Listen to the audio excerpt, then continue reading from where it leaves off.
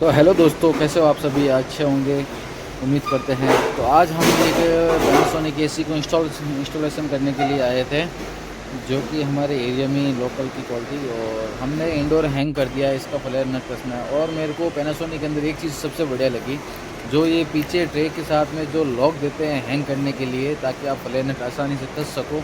इसमें ये बड़ी अच्छी है। और एक चीज़ मैं आपको और बता दूं कि पैनासोनिक के अंदर सबसे एक और बढ़िया चीज़ है, काफ़ी टेक्नीशियन को मालूम नहीं है, ये वाले जो लॉक होते हैं ये सबसे बढ़िया है। काफ़ी लोग टेक्नीशियन हैं उसको खोल नहीं पाते हैं, तो ये सबसे इजीली होता है हमारे लिए लॉक करना और अनलॉक करना। ऐसे ही 4 लॉक होते हैं इसके अंदर पैनासोनिक के मॉडल में ही, बस बाकी किसी मॉडल में नहीं आते हैं। तो अनलॉक करने के बाद में बॉडी अपना आप खुल जाएगी, लॉक कर देंगे तो आपकी लॉक हो जाएगी बॉडी। ये मेरे को सबसे अच्छी लगी। आई होप वीडियो पसंद आई है तो वीडियो को लाइक करें और चैनल को सब्सक्राइब करें और वीडियो को हो जाए जितना दबा के शेयर करें। Thank you.